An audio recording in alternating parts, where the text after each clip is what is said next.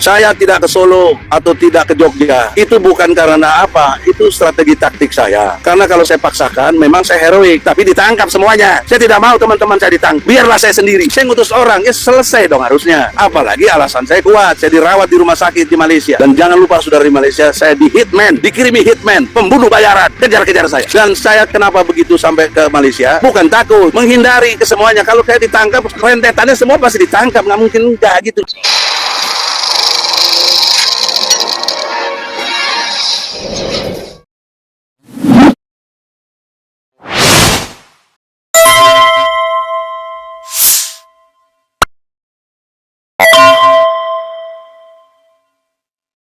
Alhamdulillah hari ini kita sudah hadir di Polda Metro Jaya dalam rangka untuk memenuhi undangan klarifikasi kedua berkaitan adanya laporan sejumlah pihak. Ada 5 laporan yang dikonsolidasi atau dilimpahkan dari sebelah Polres. Ada Polres Jakarta Selatan, Polres Jakarta Pusat, ada yang dari Depok begitu.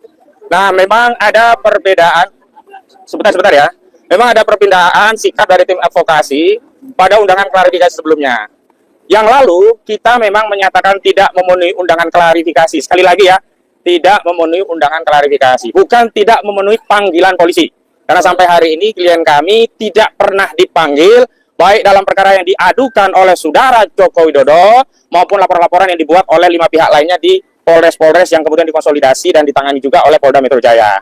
Dan kami sekaligus menegaskan bahwa undangan klarifikasi tidak memiliki kewajiban hukum. Secara subjektif memang dikembalikan kepada pihak terundang apakah akan memenuhi atau tidak, dan kami sudah buktikan pada kasus undangan klarifikasi atas laporan saudara Joko Widodo di 30 April 2025 lalu, klien kami semuanya sudah memenuhi dan memberikan klarifikasi. Terlepas saat itu juga ada persoalan karena tidak dijelaskan peristiwa apa, dan baru kemudian kami ketahui peristiwa itu bukan dari penyidik, justru dari humasnya yang menyatakan peristiwa itu ada di daerah Jakarta Selatan atau tepatnya di Karet ya, Kuningan begitu. Nah, karena kami punya kepentingan, kenapa kami hadiri saat itu? Karena kepentingannya kita ingin mengklarifikasi bahwa penelitian terhadap masalah ijazah palsu yang dilaporkan oleh saudara Joko Widodo itu bukanlah pencemaran, bukanlah fitnah, bukan pula apa yang disebut sebagai pasal 32 dan 35 yang kami katakan ini pasal selundupan karena tidak ada kaitannya dengan fitnah yang disampaikan oleh saudara Joko Widodo yang menyatakan dirinya sangat ya dihina sehina-hinanya dan direndahkan serendah-rendahnya. Nah, yang kedua, memang ada 5 laporan, diantara adalah dari Samuel Sweken ya, ada dari AK. Kalau ada tulisan AK itu bukan Ahmad Kozirudin ya, Andi Kurniawan ya, bukan Azamkan juga, itu dari Andi Kurniawan. Ada 5 pihak, yang intinya dari laporan itu mereka melaporkan klien kami. Jadi terlapornya hari ini sudah mulai muncul tuh. Kalau yang kemarin belum muncul terlapor, belum muncul juga peristiwa apa, lokus dan tempus. Kalau hari ini kami penuhi karena sudah mulai muncul lokus dan tempus. Jadi peristiwa pidananya sekira di bulan April dan Mei ya di Depok, Bekasi, Jakarta Selatan dan Jakarta Pusat oleh 5 pelapor. Pasal-pasalnya memang berbeda dengan yang diadukan oleh saudara Joko Widodo. Kali ini penyelidikan dilakukan oleh Polda Metro Jaya berkaitan dengan pertama, dugaan adanya tindak pidana menyebarkan kebencian dan permusuhan kepada individu atau kelompok masyarakat berdasarkan sara, suku, agama, ras dan antar golongan. Kedua, ini pasalnya 28 ayat 2 Undang-Undang ITE, contoh ancaman pidananya 6 tahun di 45 ya. Yang kedua, dugaan adanya pidana memberikan pemberitahuan bohong ya, pasal 28 ayat 3 Undang-Undang ITE juga ya, terbaru dengan Undang-Undang Nomor 1 tahun 2024 yang merupakan perubahan Undang-Undang Nomor 19 tahun 2016 yang merupakan perubahan dari Undang-Undang 11 2008 tentang informasi dan transaksi elektronik. Dan yang paling penting, ini adalah follow up dari apa yang mereka tuduhkan sebagai apa? Penghasutan 160 KUHP. Jadi hari ini kami punya kepentingan untuk datang agar apa? Tidak ada narasi mangkir. Sekali lagi ya, saya luruskan, ada orang dari Polda, petugas ya, entah penyidik, entah humas yang menyatakan kita akan dipanggil, kita tidak datang karena dipanggil. Ada panggilan. Sekali lagi yang ada adalah undangan dan klasifikasinya disebut biasa, bukan pro justisia. Jadi kami keberatan kalau ada yang menarasikan ketidakhadiran kami sebagai apa? Mangkir atau kami sudah dipanggil. Tidak ada. Yang ada adalah undangan. Nah, hari ini kehadiran klien-klien kami adalah untuk memenuhi undangan klarifikasi. Tetapi sikap apa yang akan diberikan oleh klien kami pada saat akan diperiksa nanti di ruang penyidik di Kamnek, unitnya ada beberapa, ada unit 2, unit 4, unit 5, macam-macam gitu ya. Nanti akan diputus dengan kebijakan yang akan diadopsi oleh masing-masing daripada terundang ya. Kita sebut ini terundang, bukan terpanggil, bukan pula terlapor, karena terundang. Menggugat pertama dalam pengertian perdata di Pengadilan Negeri Jakarta Pusat. Namun ditanggapi dengan sangat sadis oleh pihak Jokowi melalui tangan kepolisian. Apa itu? Klien kami ditangkap, Bambang Tri dan Gus Nur. Saya sedang membela bersama AK waktu itu. Pertanyaan seriusnya, ini kan soal perdata, kok langsung jadi pidana ditangkap? Memang waktu perdata, logikanya siapa yang menuduh dia membuktikan, itu perdata. Tapi ketika masuk wilayah pidana, yang wajib membuktikan adalah jaksa dan polisi. Itu poin penting dalam ilmu pidana. Jadi Otto sebagai lawyer dari pihak sana, selalu mendalilkan itu, Jokowi mendalilkan itu, siapa yang nuduh buktikan. Itu perdata, sekarang udah masuk pidana, yang bikin masuk pidana kalian sendiri. Menangkap klien kami, menangkap itu kan peristiwa pidana. Ini yang saya maksud ilmu logika dalam ilmu hukum itu, bahwa hukum itu berlogika. Maka dengan demikian, secara logika, kami jalani pengadilan itu di Solo 6 bulan kurang lebih, tiap minggu. Ingat saya hari Kamis, setiap minggu. Jadi poin pentingnya adalah di dalam persidangan itu tidak ada satupun saksi dari 30 saksi. 3 cuma dari kami. Kami menghadirkan semuanya saksi ahli. 1, ahli hukum pidana, Dr. Taufik. Kedua, ahli bahasa, Profesor Aceng dari UPI Bandung. Ketiga, Rocky Gerung, ahli filsafat. Dari mereka 27. 22 fakta, 5 ahli. Mereka tak satu pun ketika saya tanya pernah lihat nggak ijazah aslinya. Tidak ada yang pernah lihat. Lalu saya tanya kepada jaksa, bagaimana cara pembuktiannya? Kalian sudah menuntut klien kami 10 tahun. Dan sekarang menghadapi proses pembuktian. Saya minta buktikan. Anda berani menuduh kami membuat berita hoak. Kami memberitakan berita palsu.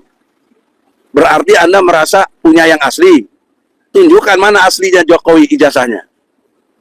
Nggak bisa jaksa nunjukkan. Bahkan saya panggil depan hakim. Tolong jaksa, dengar sini. Pak Hakim dengar ini. Dalam perspektif hukum, itu sah sekali di depan hakim itu. Mana yang asli? Nggak ada. Jadi bagaimana? Dalam perspektif itu, kami nggak bisa buktikan yang asli, kami hanya bawa fotokopi tapi dilegalisir. Itu yang kami terima dari polisi. Itulah keterangan terakhir dari jaksa. Dan saya ingatkan hakim, ini alat bukti kuat bahwa mereka sebenarnya tidak boleh masuk P21. Harusnya P19 dibalikin lagi, tidak cukup bukti. Bagaimana hakim memutuskan? Oke, nanti kami pertimbangkan. Ternyata diputus juga 6 tahun penjara. Kami banding, dimenangkan kami. Dihilangkan pasal 14, 15, Undang-Undang nomor 1 tahun 46 dihilangkan. Jadi tidak ada lagi tuduhan tentang berita palsu itu. Berita hoak. Berarti kami kliennya adalah benar ketika menyatakan Bambang Tri terutama bahwa ijazah Jokowi palsu atau dipalsukan atau memalsukan. Itu dua kata yang berbeda, tetapi ending hukumnya juga bisa sama. Namanya pidana. Mau memalsukan atau dipalsukan. Poin pentingnya adalah mereka tidak bisa membuktikan yang asli. Ini tahun 2023. Sudah 2 tahun lalu. Kok sekarang Jokowi bilang saya akan mau menunjukkan ijazah itu kalau di pengadilan atau pengadilan memanggil. Nah, kita udah berkali-kali panggil ke pengadilan, udah 3 kali. Kok selalu dan terakhir Dr. Muhammad Taufik menggugat dia di Solo, tidak hadir juga. Jadi ini Jokowi ini pembohong besar gitu loh, menipu rakyat. Kalau bahasa Qurannya dia nakodot, bahwa nakodot itu ciri khas satunya adalah sumpah-sumpahnya dipakai menjadi alat menipu. Dasar saya adalah surat ke-16 An-Nahl ayat 92. Boleh kalian cek medsos, supaya saya jangan fitnah. Itu disilakan nakodot. Mereka menjadikan sumpah-sumpahnya sebagai alat menipu. Itu fakta, ribuan tahun Quran bicara. Tapi sampai hari ini up to date masih bisa bicara tentang itu. Poin terakhirnya adalah, saudara, dalam konteks logika,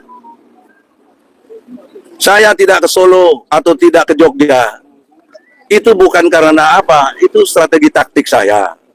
Karena kalau saya paksakan, memang saya heroik, tapi ditangkap semuanya. Saya tidak mau teman-teman saya ditangkap. Biarlah saya sendiri. Saya tanggung jawab, saya pemimpin.